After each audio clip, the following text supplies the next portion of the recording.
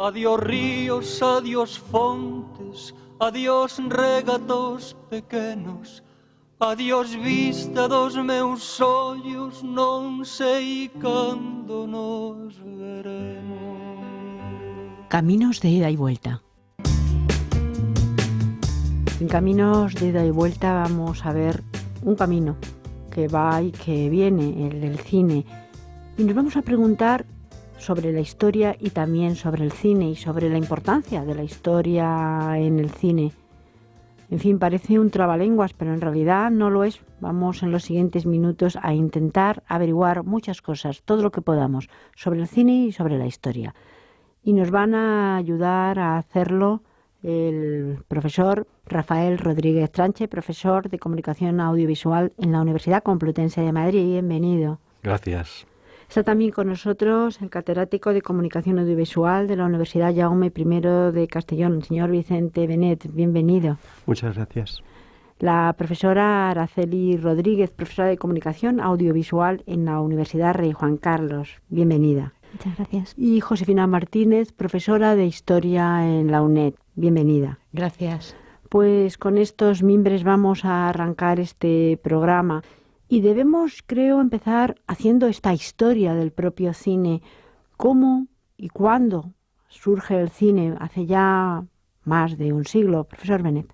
Pues sí, el cine surge como una máquina más de la modernidad, ¿no? Es un aparato que aparece en 1895, el cinematógrafo, hay otros aparatos de imagen en movimiento, incluso de fotografía en movimiento previos, pero lo que va a caracterizar al cine va a ser su espectáculo pensado para ser compartido por un grupo, observando pues imágenes en movimiento en una pantalla, pues a partir de ese momento y durante prácticamente los 2 primeros tercios del siglo XX va a ser el espectáculo fundamental de entretenimiento de las masas. A partir de los años 60, con la aparición de la televisión, esto irá declinando.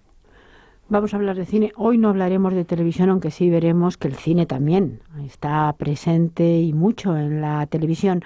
Pero haciendo esta historia, 1895, una fecha pues importante porque muy cercana a esta fecha está lo que se llamó el final del Imperio Colonial Español en 1898, y ya el cine de alguna manera capta estas imágenes y tenemos documento por el cine.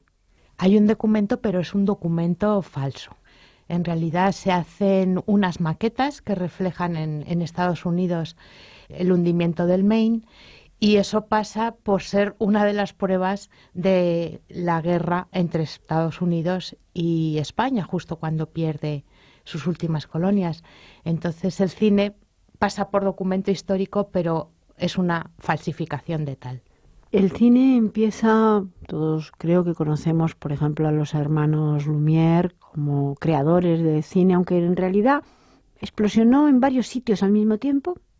Sí, digamos que hay varios inventores, ¿no?, del cine. Los más importantes son los hermanos Lumière y Thomas Alva Edison en Estados Unidos, que inventa una máquina también de fotografía en movimiento, el kinetoscopio. Lo que pasa es que es una máquina que está pensada no para hacer un espectáculo compartido en una proyección pública, sino son una especie de cajas donde uno asoma su mirada a una mirilla y a partir de ahí ve peliculitas. Pero además hay otros inventores en Alemania, en Inglaterra, que están trabajando al mismo tiempo que estos pioneros y que están aportando conocimiento y están aportando soluciones, sobre todo tecnológicas, para que el cine, nada más aparecer, se desarrolle muy rápido, ¿no? Muy rápido tecnológicamente y luego también como mercado y como espectáculo global. Y profesor Rodríguez Tranche, es tan rápido como verdaderamente llega al público, el público que, no habiendo visto imágenes más que imágenes fijas, porque la fotografía por supuesto existía, cuando empieza a recibir imágenes en movimiento, ¿qué es lo que percibe? ¿Cuál es su reacción? Y de alguna manera esta rapidez de la que nos habla el profesor Benet, de llegar, de inventar y enseguida ese invento que esté en la calle y que sea de uso público, ¿cómo es recibido y cómo llega? Bueno, hay que tener en cuenta la tradición espectacular del siglo XIX, es decir, que el espectador que accede por primera vez a una proyección cinematográfica tiene como referente inmediato las fantasmagorías y la linterna mágica, que son dos espectáculos que tienen bastante que ver con lo que el cinematógrafo está mostrándoles. Podríamos decir que es la suma de esa linterna mágica, es decir, un sistema de proyección de imágenes, más el aparato fotográfico. Con lo cual, lo que está produciendo el cine como nuevo fenómeno espectacular es un producto de síntesis. Y lo más importante yo creo que es que se va a colocar en la cresta de la ola de lo que es la nueva sociedad de masas, el fenómeno de la modernidad, ¿no? Es decir, que prácticamente reúne todas las condiciones para convertirse en un espectáculo que tiene todos esos ingredientes que van a ser los signos de la modernidad. En este programa Caminos de Ida y Vuelta en Radio Exterior en general, lo que tratamos son de cosas que van y que vienen, de personas que van y que vienen, de migraciones. Si hay algo que migra, desde luego, son las historias, es el propio cine. Si sabemos muchas veces cómo es el Empire State o sabemos cómo es la Torre de Londres, es a través del cine, aunque no nos hayamos movido de nuestro país o de nuestra ciudad o de nuestro pueblo. Es decir, el cine como fenómeno migratorio, como algo que lleva, es lo más.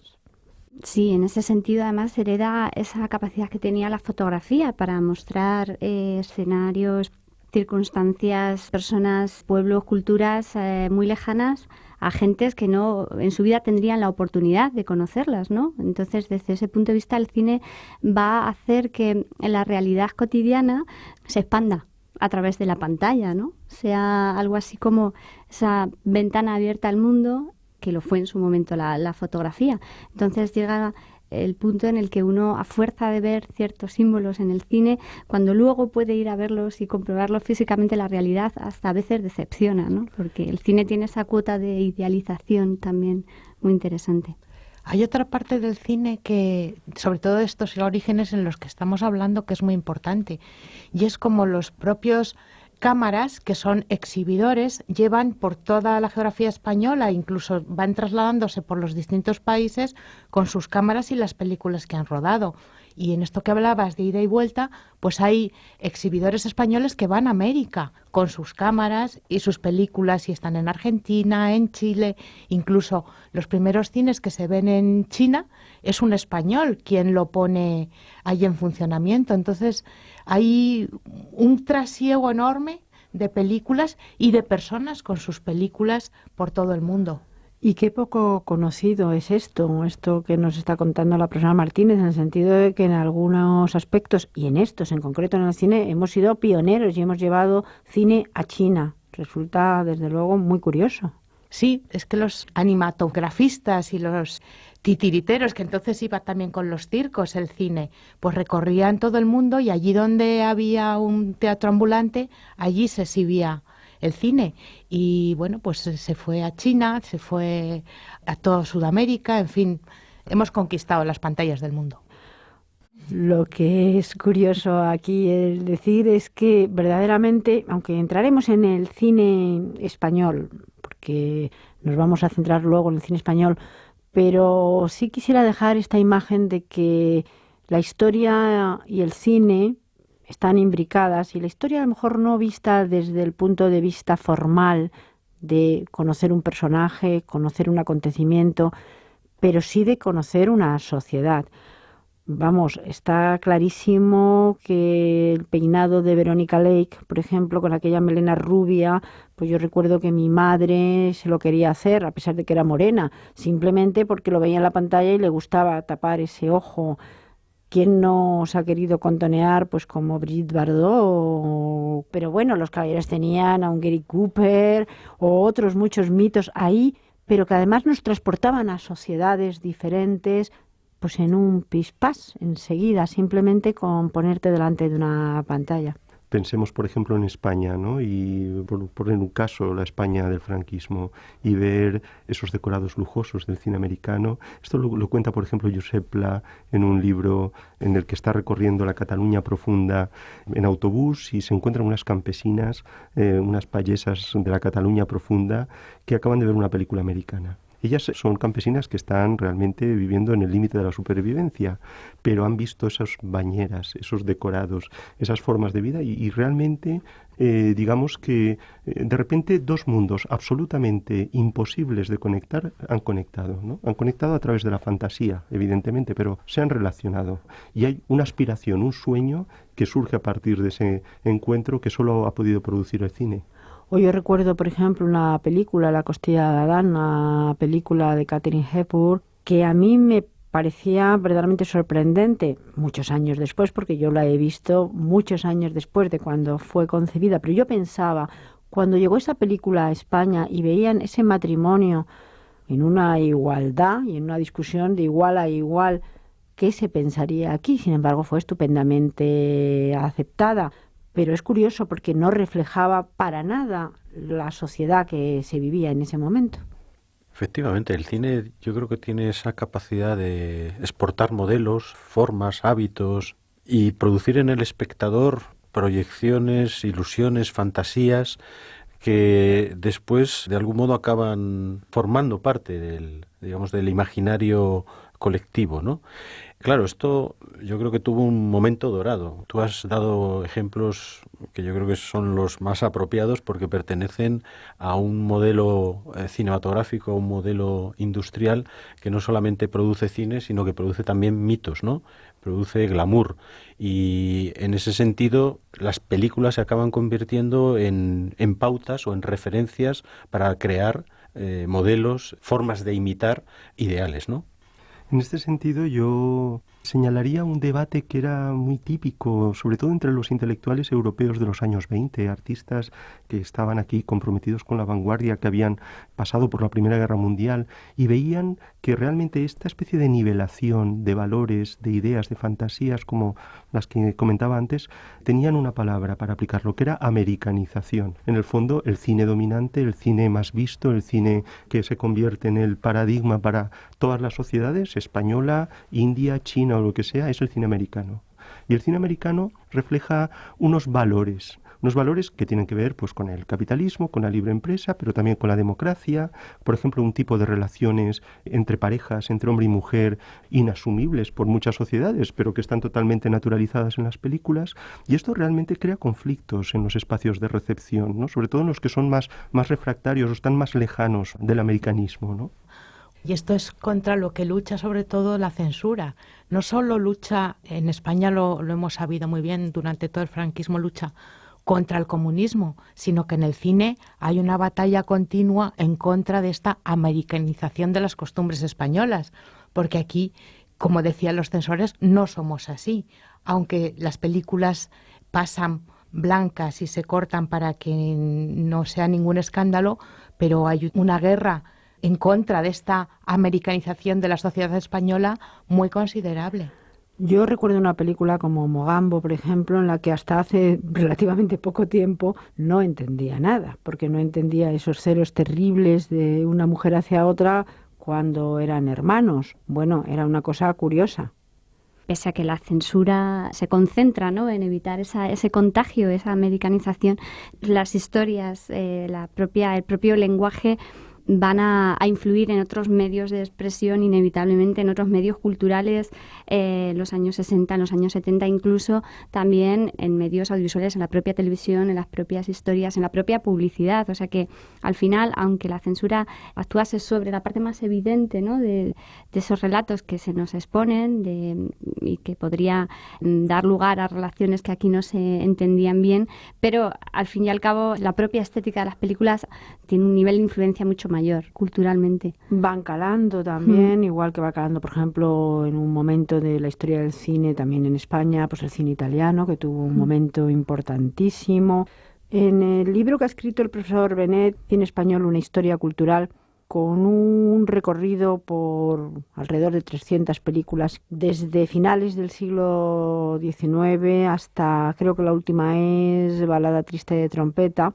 Con todo ese recorrido cinematográfico, lo que yo he visto también en ese libro es un cariño especial hacia el cine español, sea de la época que sea, y poner en valor también lo que se ha desprestigiado en otras épocas.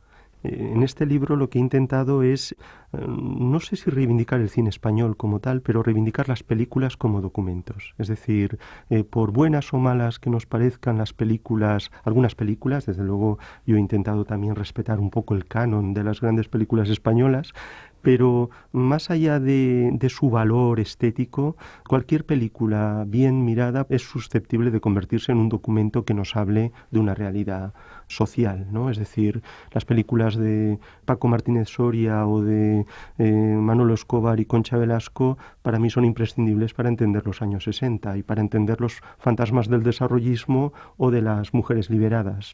Entonces, de lo que se trataba era de intentar valorar eso, poner en valor eso, ¿no? Porque normalmente son películas que aprecian mucho los críticos así más frikis y que desprecian los más académicos, pero yo lo que quería era observar esto. Y después lo que intentaba era también construir una historia, un relato sobre el cine español desde sus orígenes hasta el presente, ajustado a una tesis que pues es como una pregunta de investigación que he intentado resolver a través del análisis de estas películas, y era en qué medida el cine español refleja las tensiones de la llegada de la modernidad a España.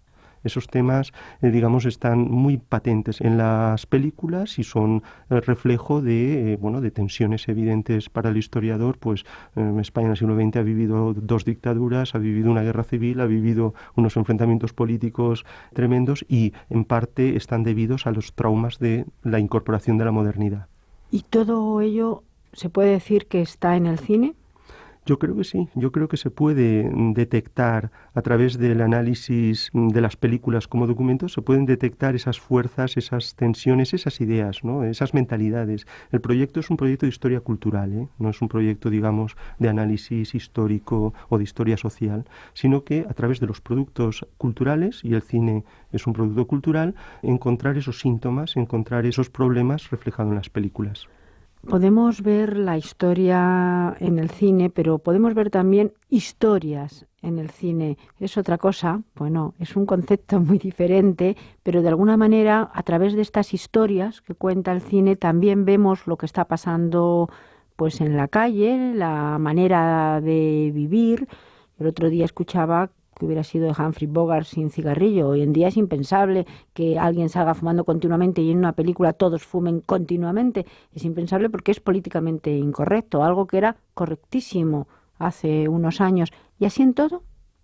Pues no sé si así en todo, pero en buena parte sí. El cine cuenta historias, las ubica en un espacio-tiempo y el cineasta o los cineastas consciente o inconscientemente están poniendo toda en valor, pues lo que decía el profesor Benet, todo, la mentalidad y los rasgos propios de la mentalidad de su tiempo ahí, y entre ellos pues también cabe aspectos más evidentes del espacio, ¿no?, en el que se está contando la historia.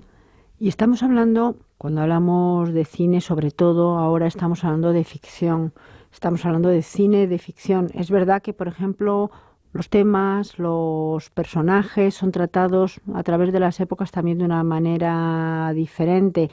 Los españoles, por supuesto, porque además la política española estuvo en suspensión una serie de años, lo que significaba que hay personajes que simplemente no se tocaban y otros que se tocaban de una manera muy determinada. Bueno, efectivamente, a lo largo de toda la extensa trayectoria del cine español hay lagunas en las que determinadas historias no se podían contar. Yo creo que en ese sentido el franquismo ha sido como una etapa especialmente conflictiva, donde una buena parte de las posibles historias no han sido contadas, y en ese sentido, a partir de la transición, el cine español ha tenido que recuperar esas historias no contadas, ¿no? Y es interesante ver de qué manera se ha hecho ese ejercicio de reconstrucción, porque, claro, evidentemente ya no tiene nada que ver con lo que se podía haber hecho en esa época, en la época del franquismo, ¿no? Sino que hemos hecho una proyección, una especulación, o si se quiere, una reivindicación de esas historias no contadas, ¿no? Y esto tiene un especial aparte en todo lo que respecta a la Guerra Civil Española, ¿no? Es decir, las historias que se han contado sobre la Guerra Civil desde la transición han edificado otra memoria, ¿no? La memoria mayormente del bando perdedor. El cine ha reflejado, evidentemente, parándonos un momento precisamente en este punto, pues desde un punto de vista y después de muchos años desde otro, ha reflejado una memoria. Probablemente esas memorias, tanto la una como la otra, no sean unas memorias totalmente reales, ninguna, simplemente porque lo que hace es recrear. El cine recrea, no crea exactamente lo que ha ocurrido, sino recrea. Es muy difícil que después de no sé cuánto tiempo, ni siquiera en el momento que cada uno vive la historia a su manera, lo pueda hacer como un documento histórico real, pero sí como una recreación y como una visión. Bueno, yo creo que a veces hay una impostura, ¿no? Se recrea siempre en la medida en que hablas desde una distancia histórica, desde un lugar temporal que muchas veces no coincide con lo que estás planteando, pero, sin embargo, a veces se presenta de cara al espectador como un ejercicio de retórica verídica, ¿no? Es decir, películas que se quieren presentar como rigurosamente reales, como rigurosamente objetivas, pero que evidentemente están al servicio de otras intenciones, ¿no? Bueno, en ese sentido tenemos ejemplos a lo largo de toda la historia del cine y casos, pues ya que mencionábamos la Guerra Civil, en los que evidentemente esa necesidad de contar lo que no se había podido decir antes ha llevado a quizá irse al otro extremo, ¿no? Es decir, hacer planteamientos maniqueos, ¿no? Según los cuales los que antes eran malos ahora son buenos y viceversa, ¿no? Pero evidentemente eso son imposturas discursivas, podríamos llamarlo, ¿no? El profesor Bennett habla de dos películas como, de alguna manera, que rompen el momento. Una es Viridiana y la otra es La Escopeta Nacional. Son películas absolutamente diferentes, ya lo sé, pero que en algún momento es como una ruptura del cine que se hacía en ese momento y significan esa modernidad de la que nos hablaba, o ese cambio, por lo menos. En parte sí.